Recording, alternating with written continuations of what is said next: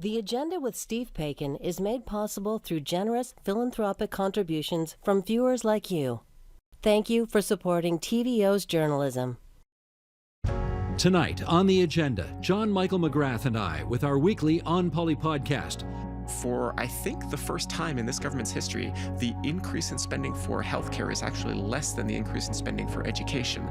Then, our desire for connection and intimacy can sometimes be satiated by this thin intimacy or, pretend intimacy through the engagement with the app.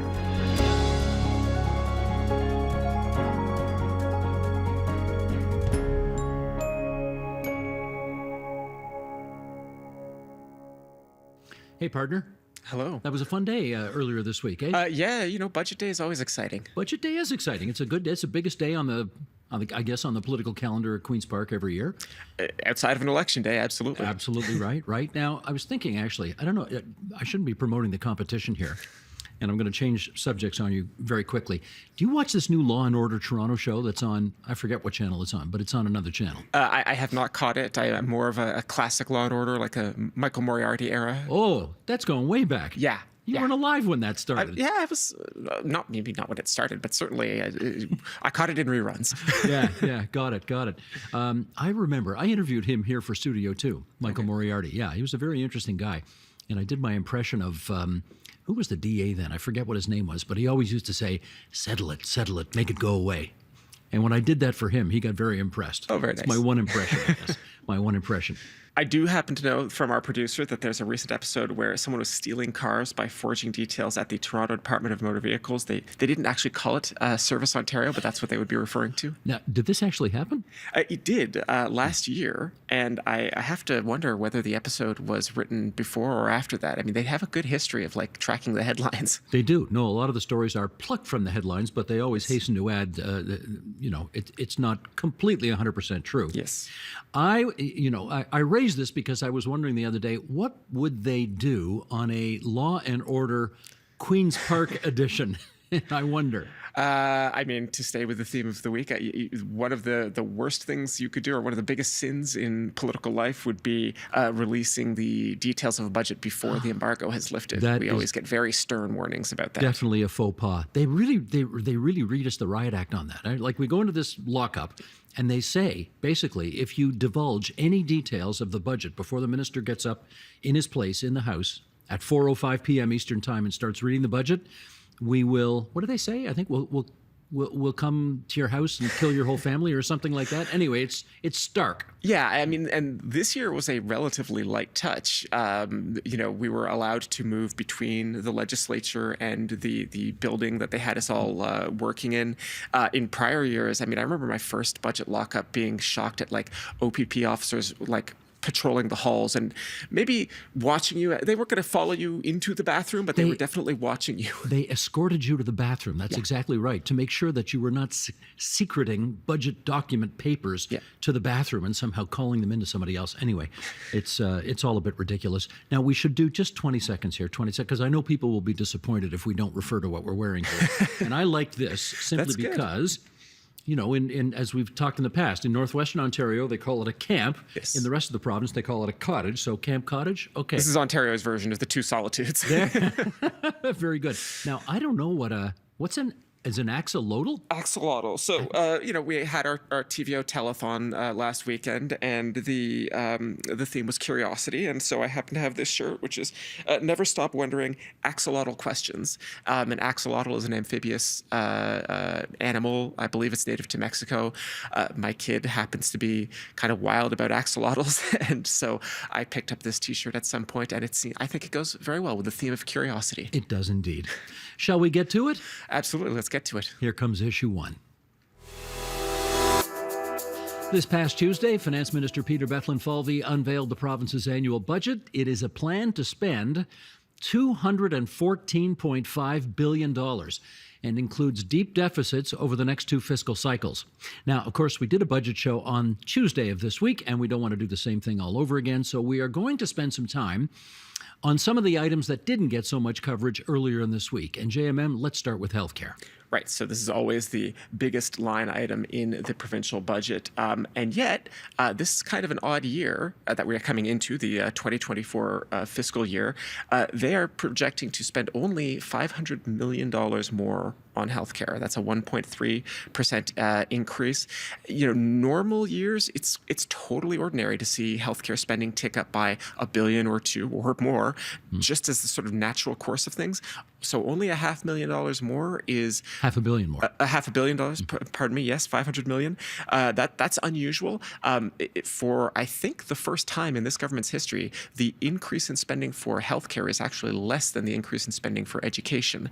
That struck me when I saw that. They really are ratcheting some of the healthcare spending.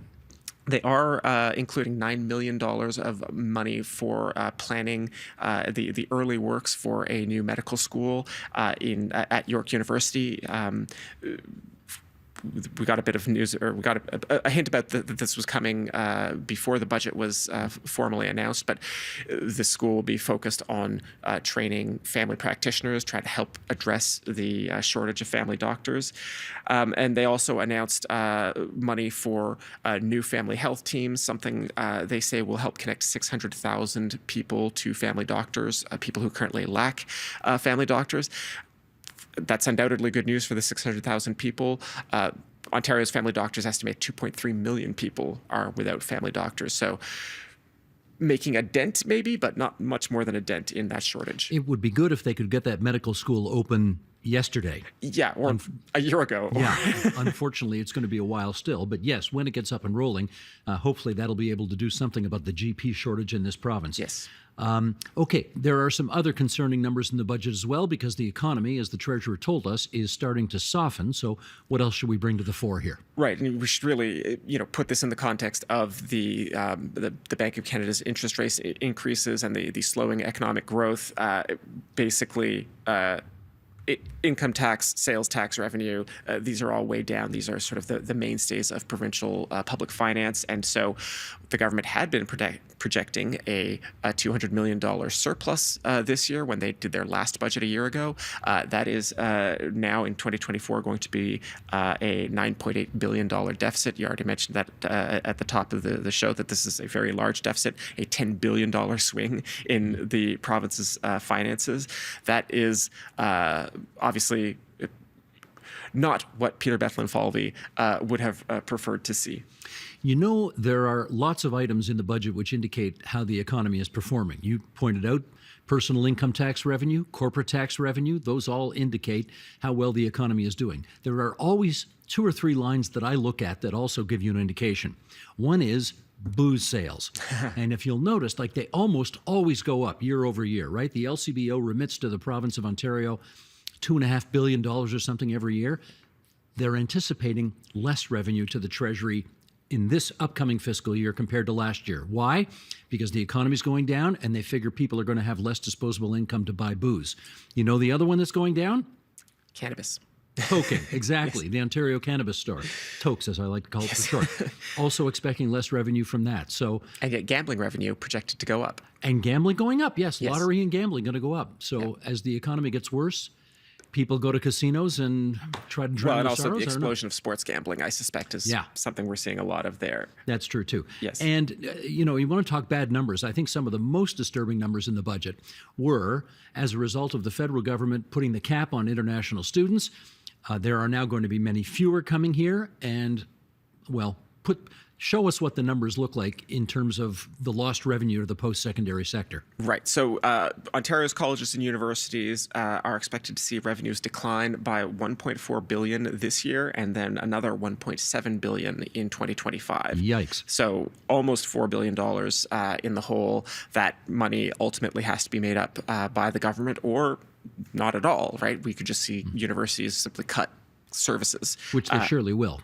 They'll have to. Yes. Again, unless the government makes them whole. But I don't think I would be speculating too much here to say that the government is not going to suddenly write a blank check for the university sector. Has shown no signs of being prepared to do that. Yeah. Absolutely fair to say. There are also some additional costs. These are somewhat related to the post-secondary, but much broader public sector costs there.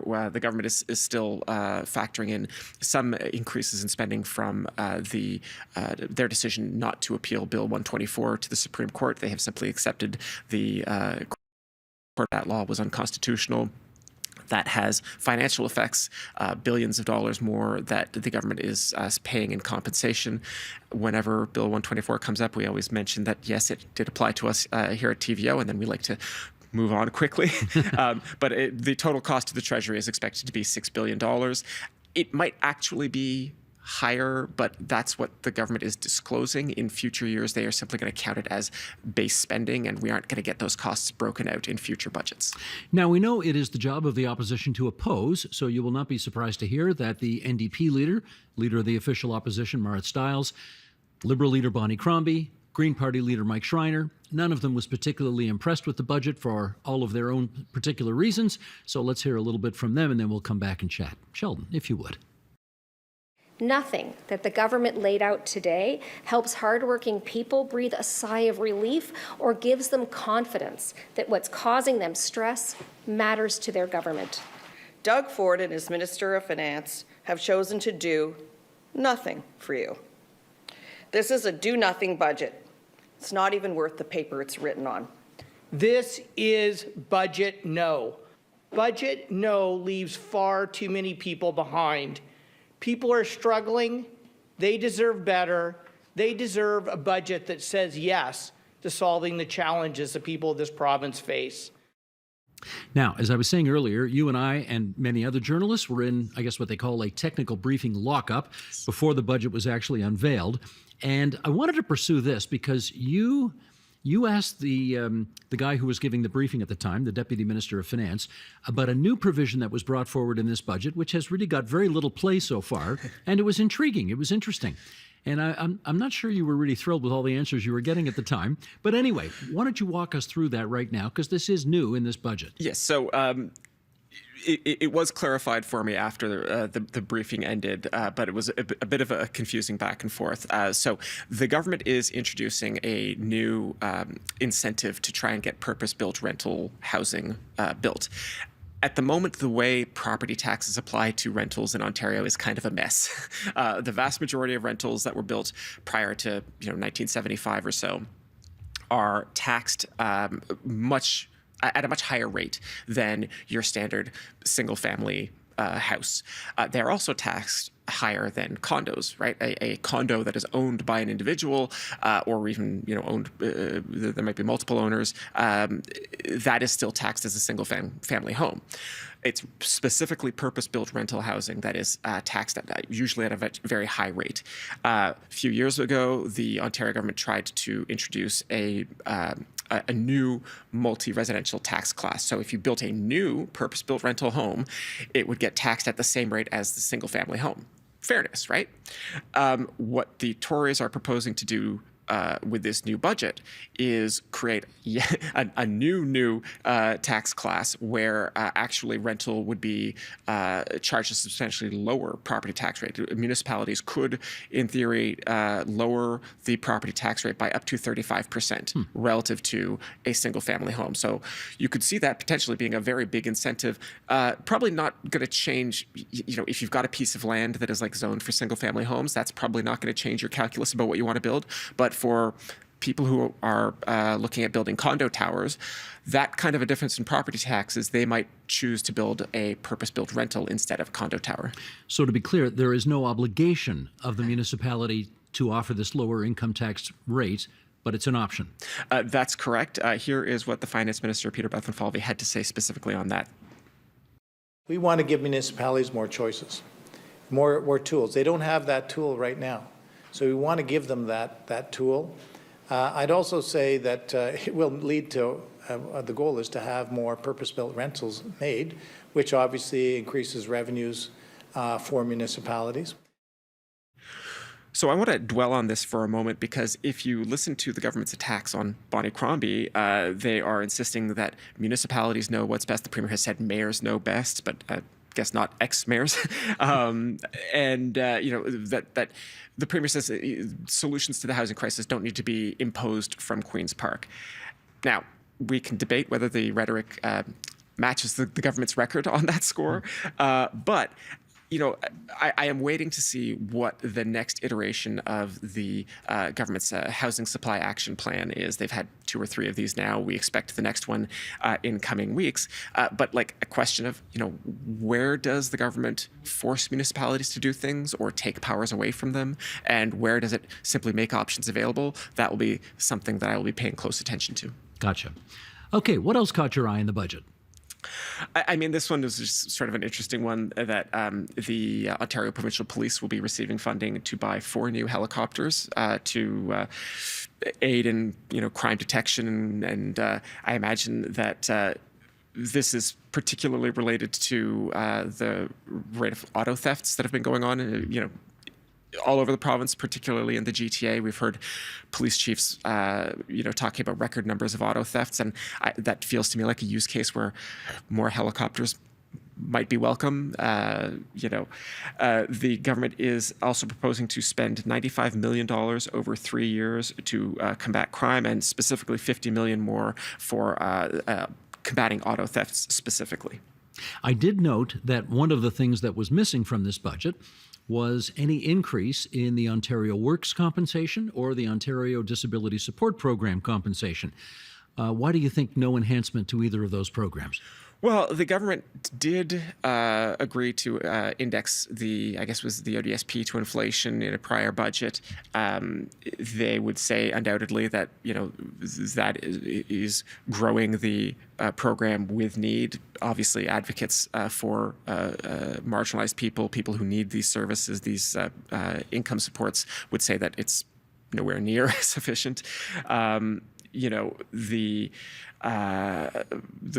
finance minister talks a great deal about like the competing pressures that he is under to balance the budget, but while also meeting the government's priorities. They don't want large new tax increases. They don't want to make painful spending cuts elsewhere.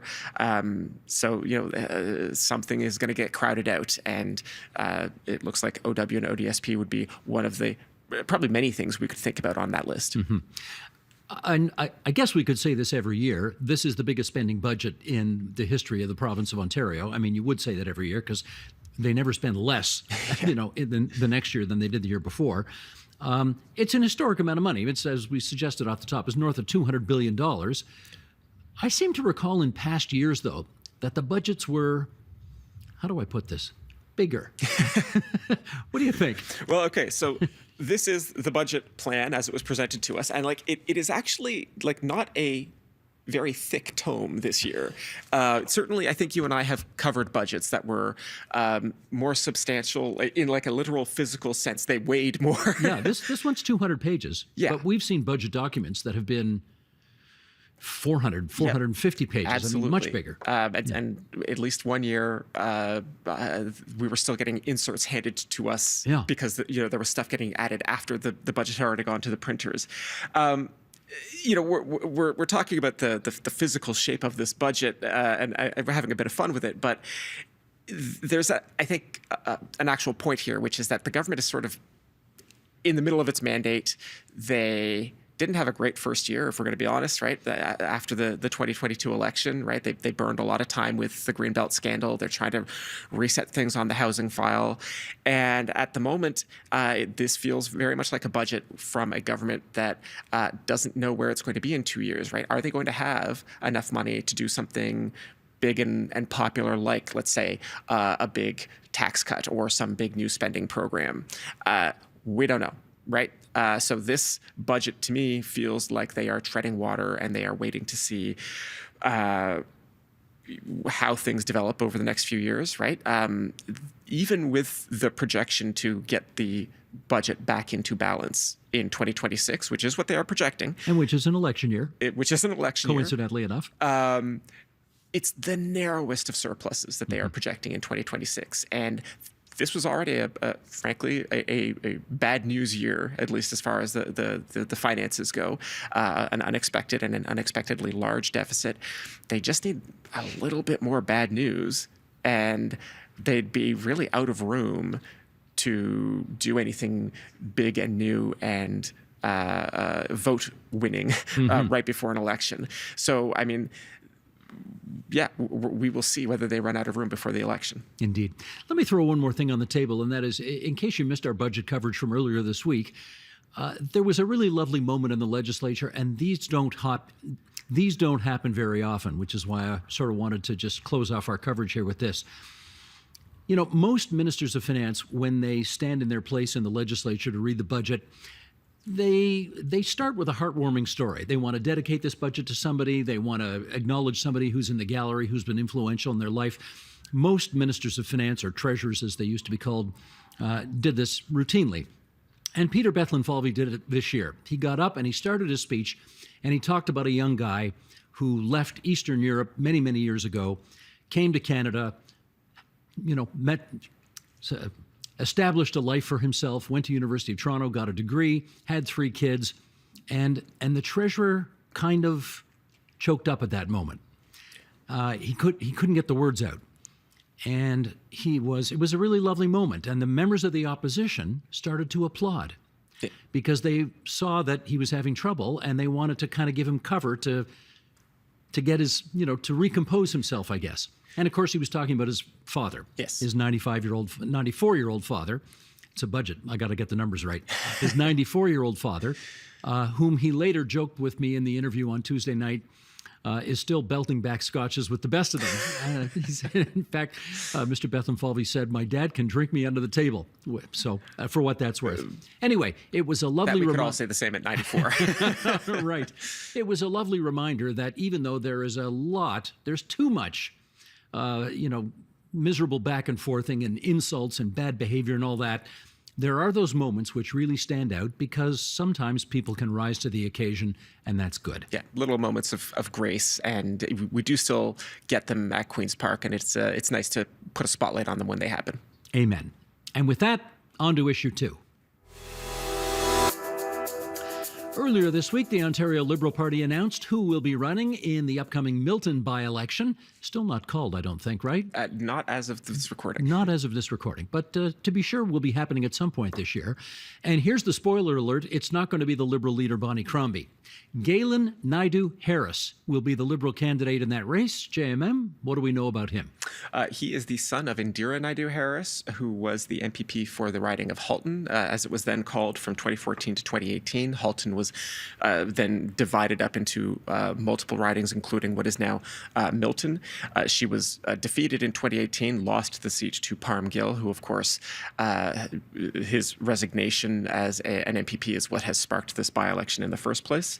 Naidoo-Harris has lived in Milton his whole life and has worked for the federal MP for Milton, Adam Van Coverden. You know the first thing that popped into my head when I heard about this candidate? What's that? You. And I'll tell you why. Because just as I worked with your father, yes, John McGrath, working with his son, John Michael McGrath, Indira Naidoo-Harris, who is this candidate's mother, yes, used to do a show here at TVO. Oh. She was an anchor here at TVO once upon a time, so I used to work with her, and now I'm covering her kid, which just goes to show you. I don't know what it goes to show you. It's a small world. I don't want to think about what it goes to show you. But anyway, as a reminder, Naidoo-Harris is going to go up against Z. Hamid, who is running for the Conservatives, and he's a bit of a controversial candidate in as much as, who did he endorse in the last provincial election? That would be Liberal leader Stephen Del Duca. And who has he given money to in the past? The Ontario Liberal Party. Yeah, so it's unusual for him to have a Conservative nomination, but he is he's a popular local figure, and he once ran for mayor and did really well in that mayor's race. So, we're going to keep our eye on this because this is looking like a really good race. We should also talk about Lambton, Kent, Middlesex, because we've been talking about Milton a lot because of the speculation about whether Bonnie Crombie would run there and because of some of the other things that have been happening in that riding. But the reason we're talking about a by-election being called in the near future anyway, the clock that started when Parm Gill resigned, they could go months before calling that election. I think they have to by June, I think. Yeah, but Lambton, Kent, Middlesex, they are getting right up to the limit of where they have to call the by-election soon, and that's because this was the riding that former Labour Minister Monty McNaughton vacated last year, and there's a 6-month timeline, I believe. As I say, we haven't discussed it as much on this podcast. I think without fear of contradiction, I could say we kind of expect the Tories to hold on to that riding. Monty McNaughton held it for a very long time. That said, the Liberals did hold Lambton, Kent, Middlesex from 2003 to 2011 when they lost it. Actually, sorry, I might be wrong on that. It was either 2011 or 2007 that they lost it. But we mentioned the Liberal seat count earlier. Even in the, I'm going to call it unlikely scenario, where the Liberals won both Milton and Lambton, Kent, Middlesex, they would still be one seat short of being a recognized party at Queen's Park. That is true. That is true. Okay, let's, enough by-election talk. We're about to do our regular feature, Your Column, My Column. All right, this is the point in the podcast where JMM and I talk about something that we wrote for TVO.org this past week. And what have you got for us? Everything I wrote for the website this week is about the budget, and I will try not to go over too much of what we've already spoken about on the podcast, but I did write about the property tax stuff that we mentioned at the top. But that's just one of a few things that is in the budget that is sort of broadly housing related. There's some stuff in there about changes to the non-resident speculation tax, and also changes to rules about taxing vacant homes. The government's saying that in a housing crisis, an unused home is not acceptable. So if people want to learn more about that, they can go to tvo.org and read about it there. How about you? I am a dog with a bone on this subject. Really and I appreciate, now look, this place, TVO, has been very indulgent with me over the years, allowing me to profess my interest in the Hamilton Tiger Cats or the Toronto Maple Leafs, even though we know that there are plenty of people in Ontario who don't cheer for those teams, but they let me be unbiased in that matter. There's one item in the budget that always grinds my gears, and I don't understand it. And so when the finance minister was on the program 2 years ago, I asked him about it. When he was on the program last year, I asked him about it. When he was on the program on Tuesday, I asked him about it. I'm not making much progress with him, but I'm going to continue to ask him about it, because every time I do, I get people emailing me saying, keep on this. This is a ridiculous, stupid policy, and you need to keep, bringing it to his attention that the policy makes no sense. Here's what the policy is. It's that one line in the Ministry of Energy's budget, which shows that taxpayers are going to spend $7.3 billion in this fiscal year subsidizing the electricity use of residents everywhere.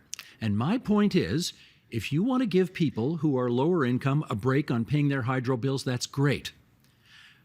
But the government of Ontario is sending me $9 a month to help me pay my hydro bill. Yeah. And they're sending it to Peter Bethlin Falvey as well. Yeah. And they're sending it to millionaires and billionaires as well. And I think I'm on solid ground on this. I don't think a billionaire needs help paying his hydro bill. No. Or a millionaire needs help paying her hydro bill. So I've been suggesting that maybe it's time to free up some of those billions of dollars instead of giving them to higher income people and direct that money to something more sensible. And for whatever reason, I have yet to be able to persuade the treasurer of the wisdom of that position. But I'm not giving up. No, it is this enormous sum of money that the government is spending, and it is part of how they have managed to tame the politics of electricity in this province, right? Like the Liberals, certainly in the last few years of their time in power, they really, really struggled with not so much electricity policy as the politics of it, right? The expenses really were big, and particularly, they hit some people very hard and in ways that you couldn't help but notice, But the cost of taming the electricity politics in Ontario is literally billions of dollars. And I think it shouldn't be odd to say that maybe we could find other uses for that money. I agree. And the treasurer had some fun with me at my expense the other night on the program when he said, you know what the definition of insanity is, 60? Doing the same thing over and over again and expecting a different outcome. And sorry, I am expecting a different outcome. At some point, somebody's got to wake up and realize that this makes no sense to send billions of dollars to well-off people who don't need help paying their hydro bills and repurposing that money for better ideas. Yeah. Anyway, I'll get off my soapbox enough on that. Shall we open some mail? Absolutely. Let's do that.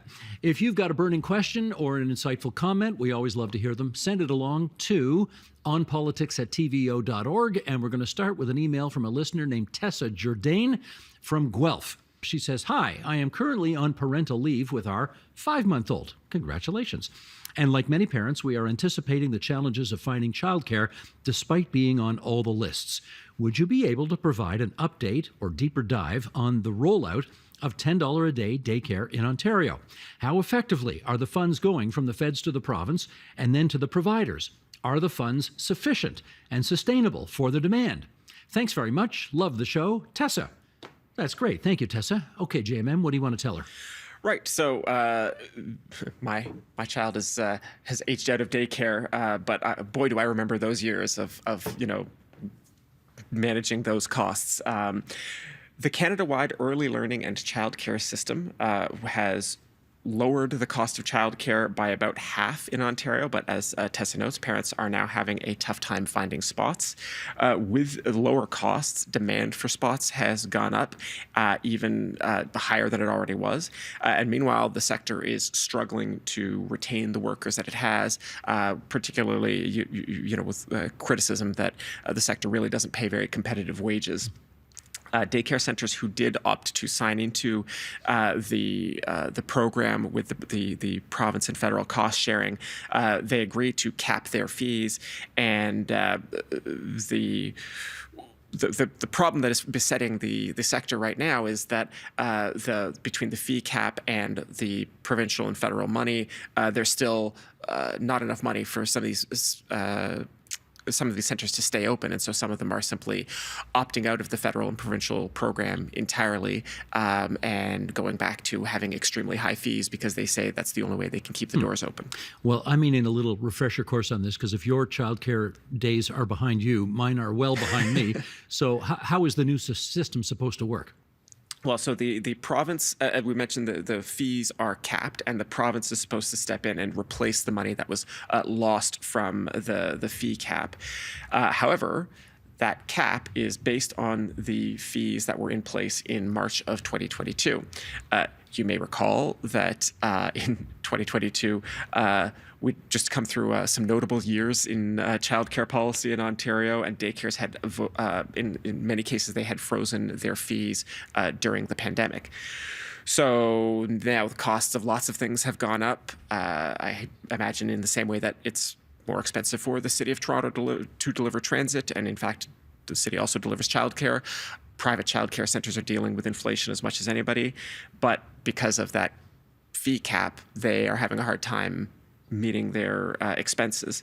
Daycares do receive some funding increases from the province. However, the funding increase for 2024 was just 2.1%, and the year before that it was 2.75%, so substantially less than inflation in those years.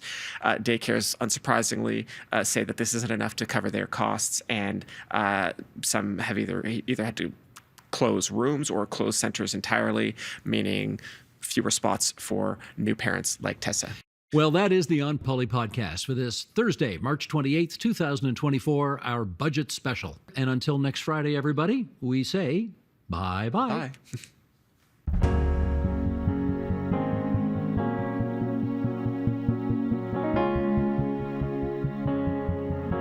Millions of Canadians use dating apps, presumably looking for love or at least companionship that they might hope will mean they don't need a dating app any longer. But a lawsuit launched in the US recently accuses two of the most used platforms, Tinder and Hinge, of having a predatory business model that keeps users swiping and paying. With us now on the merits of such criticism, including whether apps gamify dating, we're joined in New York, by Pani Farvid, who is Associate Professor of Applied Psychology and founder and director of the Sex Tech Lab at the New School. And in San Francisco, California, Dr. Anna Lemke, Professor of Psychiatry and Behavioral Sciences at Stanford University and author of Dopamine Nation, Finding Balance in the Age of Indulgence. Welcome to you both. Thank you so much for joining us on the program. Thank you. Happy to be here. Anna, I'm going to start with you. apps such as Hinge and Tinder have been accused of employing manipulative behavior. How can dating apps psychologically affect users? Well, what we see clinically in a subset of individuals is that they initially go on the apps in the hopes of meeting somebody special in their lives. But what happens is that their engagement turns into an end in itself, which is to say their interactions and the effort of finding somebody becomes so reinforcing for them that it ends up occupying all of their time, energy, creativity, attention, totally independent of actually making any kind of meaningful connections. So that the medium itself becomes the sort of object of their desire, which, the definition of addiction is the continued compulsive use of a substance or a despite harm to self and or others. And so the harm comes in terms of things like opportunity costs, where an enormous amount of time is spent on the dating app as an alternative to other things that person might be doing. It's interfering with their self-care, like their ability to sleep, their ability to exercise. So that's the kinds of things we see that are damaging. All right, Pawnee, you do some research on this, the intersectionality of technology and intimacy. I would say for some people, it's a new world. For others, it might be the only world that they know. How does it relate to the accusations against Match Group, which is the parent company and the owners and operators of those said websites, Hinge, Tinder, OkCupid? Well, it's interesting because there's sort of a real contradiction in terms with regards to both the business plan of a business, particularly technologically mediated businesses that are interacting with individuals via social media or any other kind of platforms. In the contemporary kind of hyper-capitalist US or Western context or global context, you are seeking to engage users and have algorithms, platforms, and mechanisms that keep the user engaged. And given that the ostensive promise of certain apps is for you to meet a significant other, if that's what they're offering. Of course, there's much more on offer than that. That's a contradiction in terms of with regards to the business plan and what is on offer. So I think one of the things that's really important to keep in mind is that our everyday lives are increasingly technologically mediated, particularly the way in which we socialize with others. And that this is a consideration that we need to think about both with regards to intimacy and dating apps, but also beyond. And really being aware and a bit more savvy and a bit more kind of socially engaged or socially aware that, many of the ways in which such apps provide a new way for many people to make intimate connections. There are also very profound ways in which the algorithms, the affordances, the ways you are invited to use them are set up using psychological knowledge around what creates return engagement, what creates a deeper engagement and an ongoing engagement. All right, we'll delve into that, but before we do that, I want to get into some data. According to Statistics Canada, in 2018, approximately 1.9 million people were using dating websites or apps. In 2020, that number grew by 1 million users to 2.85 million. In 2022, we saw that almost double to 3.46 million Canadians. Pawnee, I'm going to come back to you. As we've seen, using technology to meet new people is increasingly popular, especially amongst young adults. I will admit, looking at those numbers, I imagine it's maybe a bit skewed, maybe it's downplayed. There may be people who might feel like they're embarrassed. Maybe there is a little bit of stigma or embarrassment in using apps still. But do you see this trend continuing to grow? Yeah, I think this is a fantastic and really interesting issue to think about. And I think one way to kind of contextualize it is thinking about the ways in which our lives and intimacy have in many ways always been technologically mediated, whether it's the advent of the train, the telegram, the automobile, but that when it comes to online dating has existed like in the PC format since the mid-90s, basically with the advent of the internet. But what was interesting and what's different between dating apps and traditional online dating is online dating was heavily stigmatized and had a very slow uptake for a number of years. What really changed the game was when dating apps moved from the population of men who have sex with men and Grindr that was introduced in 2009 to the introduction of Tinder in 2012. By 2014, dating apps as a concept, as a avenue to seek intimacy, was mainstreamed and also extremely attractive to demographics across the spectrum. Young, mostly used by young folks, but young, old, gender variant, sexually fluid. All right. Anna, I want to bring you in. Pawnee was mentioning so much of our lives these days has to do with some sort of device in our hands and our necks sort of bent down, and our whole lives are essentially there. What effect does digital dating have on our socialization? Well, I think it's important to acknowledge that it's not all bad, right? I mean, this is really the way that people meet other people, especially young people now.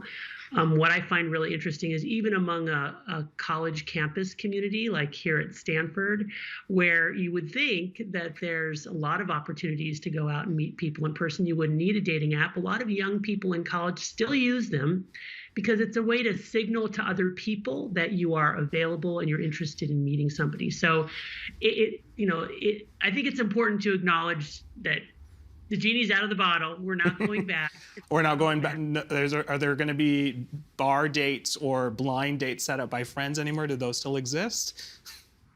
It'll all still probably exist in some form mediated by the technology.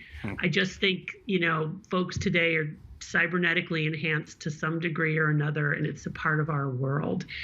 So the key here is really when the use of the app to meet somebody for the purpose of establishing some kind of relationship gets contorted into using the app to have some kind of emotional reaction. And to understand this, we really need to appreciate what's happening neurobiologically in the brain, which is to say, we are wired over millions of years of evolution to want to make human contact.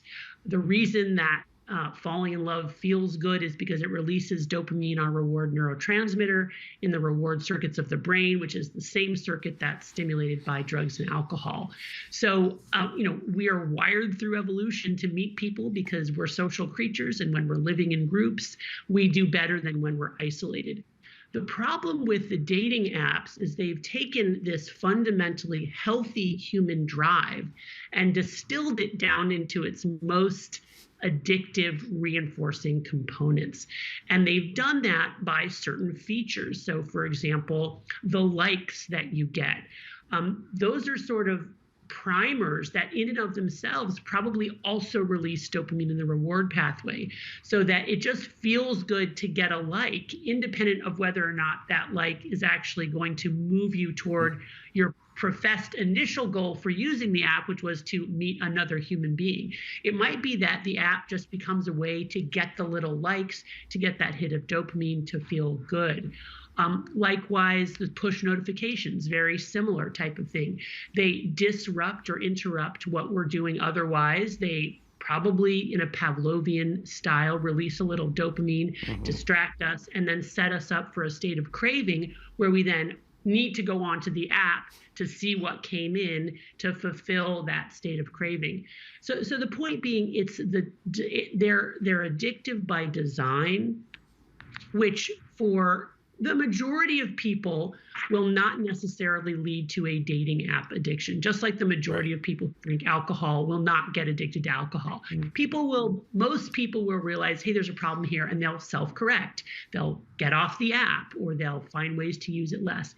But there will be a subset of people, of vulnerable individuals, for whom those dating apps will act like a powerful and potent drug and will interfere with their ability to actually, create thriving, meaningful, positive relationships that benefit them in their lives. Very good. Pani, I want to come to you. Let's use I'm going to say Hinge's slogan, which is designed to be deleted. Now, the lawsuit cites that it's accusing them of doing the opposite. Do you think dating apps are keeping people single? Yeah, that's a really interesting marketing campaign, and I think it's successful most likely because it's very contradictory to kind of what one imagines the business model would be for a dating app. I think it's a really complex issue and situation, and I really want to kind of draw on that notion of what we've just been talking about, that our desire for connection and intimacy can sometimes be satiated by this sort of thin intimacy or pretend intimacy through the engagement with the app, where you haven't actually met, you need some kind of social connection, but you haven't actually met anyone and created a deep connection. There's a thin intimacy going on, or kind of like a emotional pacifier or intimacy pacifier in that moment. And we've certainly seen this in our research. Folks, do use dating apps sometimes to ease boredom or have a sense of connectivity, and not to undermine the fact that having connectivity in an online format is still connectivity, but it certainly isn't in-person connectivity. And one of the surprising findings from much of our research is that dating apps have not replaced the desire to meet in person. And that is the final vetting process for better or worse. And so if it's impeding one's capacity to meet others in person, and that's the goal that you have, there is a disruption happening. And that is something that we need to look at further. All right, let's talk about how we protect users. Anna, how can regulators and policymakers address concerns about these alleged predatory business models and manipulative features that you had mentioned in digital dating apps to ultimately protect the people who use it? Well, I think first of all, we have to think about kids and kids' safety and making sure that there aren't predatory practices, especially targeting kids. We do see that, again, clinically, teenagers going on these apps, underage, and being preyed on by older individuals or just adults who misrepresent themselves. So that's super important. We really need to create robust policies to make sure that the age limits for these apps are enforced. And then, like all digital media, we have to look at the inherent design features that make them more reinforcing beyond the purpose for which they were intended. And I think just also a lot more education for people in general, that just how these tools are, potent when they're used as tools, but also really quite dangerous when they're used as drugs, and the ways in which, again, the medium itself can be addictive, and really educating people about what's going on and helping them see that aspect of it. Pani, you talked about sort of the business model here. How much responsibility actually do you think lies on the developers of these apps, who at the end of the day are running a business, versus the users themselves? Great question. And I think one of the things that's been fascinating for us is doing some research during COVID, looking at what mobile dating was like during that time. We were able to identify that a lot of dating apps were actually being very community-minded. They quickly switched into action and were feeding users with a lot of messages around make sure you're responsibly dating. They added new affordances to their app so that you could, video chat within their, particular dating app. And I think one of the things that's become really clear, especially for our work that really tries to look at the ethics of dating apps and who is having a safer time on dating apps and who are having more challenging times, we are really aware that apps could be doing a lot more, or the creators and the folks who run this, a lot more when it comes to the safety and well-being of their users. They just don't, because we don't demand that of them. And there isn't as much of a fallout that they expect. I think with COVID, there was perhaps I'm speculating, a concern that no dating app wanted to be in the news media being seen as a app that was a super spreader. And I think, we have to think about, the harms that apps can do for people, or some of the ways in which other types of harassment occur. Those are sort of super spreaders of, unethical and inappropriate conduct. And so both the addictive components and the harmful behaviors on dating apps need to be more deeply addressed by the business models of the dating apps itself. All right. Anna, you had mentioned and said the word addiction. I'm curious, in terms of some pointers for individuals who want to maintain healthy boundaries and self-regulation while using dating apps, what words of advice do you have? Well, I think just in our own awareness about our behavior, thinking about what we call the 3 C's: control, compulsions, and consequences. So control refers to using more than we planned or intended, or having difficulty cutting back. With dating apps, this would look like just spending more time on the dating app than we planned or intended, and doing that repeatedly, or having difficulty getting off the dating app when we want to and need to. Compulsion refers to a lot of our mental real estate occupied with thinking about the app, a kind of a narrowing of our focus on that one activity. And then, of course, the classic sort of sine qua non for addiction, which is the continued compulsive use despite harm to self and or others. So really looking for ways in which our potential preoccupation and use of a dating app is interfering with our ability to care for ourselves, our ability to treat other people the way that they should be treated, opportunity costs, again, other things that we're not doing. Also, a soft sign of addiction, which I find very useful, although you won't find it in any textbook, is sometimes what we call the double life, which is to say the lying that goes on around addictive behaviors. So I would say to an individual, if you find that you are now using a dating app in a way that you're lying about, or that you would feel reluctant for somebody else to look on your phone and see what you're doing on your phone, and that's inconsistent with your values, you might worry about developing a kind of compulsive overuse phenomenon. All right, I have a couple of minutes left, and I have 2 questions, one each. Pawnee, let's talk about sort of the societal and cultural factors that contribute to the challenges of navigating intimacy in relationships. Because I will admit, speaking anecdotally, all of my friends and colleagues who talk about their dating life and sort of going on websites and navigating have a challenge. And some people don't even talk about it as well, because I'm sure there's other challenges there as well. But walk us through us. What are some of the challenges there?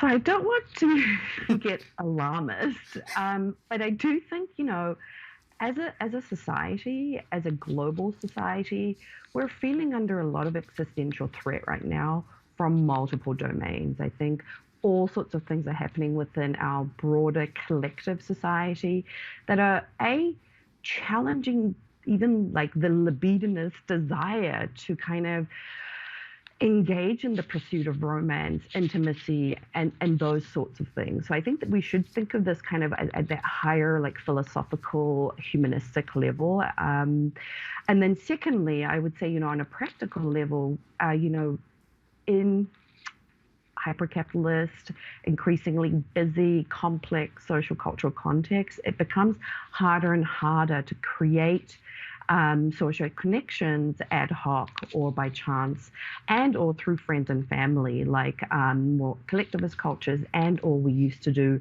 in previous generations and previous times.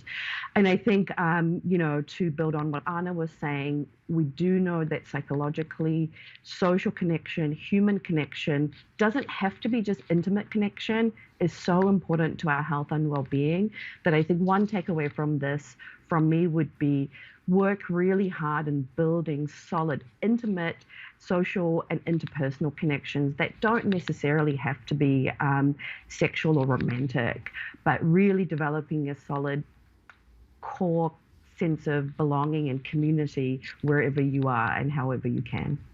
Anna, I'm just going to get you to add on that with your final words, in terms of how we navigate the digital dating age with, yes, with this lawsuit, but just for the future of romance and companionship and sort of life.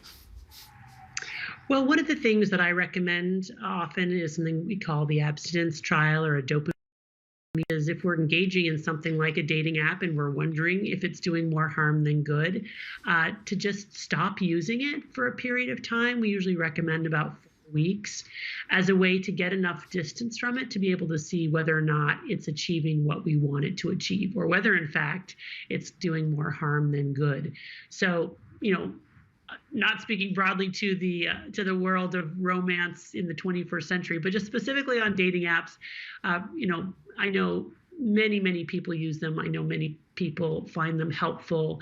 But if you're wondering if it really is helping you, then maybe give it up for a month and notice, pay attention to whether or not you experience actual withdrawal from using the dating app. The universal symptoms of withdrawal from any addictive substance are anxiety, irritability, dysphoria, craving. And then importantly, as Pani said, really focus on trying to establish connections with the people that you meet in person in your real life every day. Some sound advice. Anna, Pani, thank you so much for joining us on the program tonight.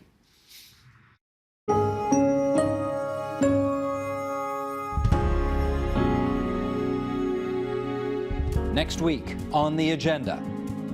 People have been served with L1s, which are notice to evict due to arrears in rent. That is pretty serious. And we know it's due to holding back funds for the rent strike. So people need to be educated. That's next week on the agenda.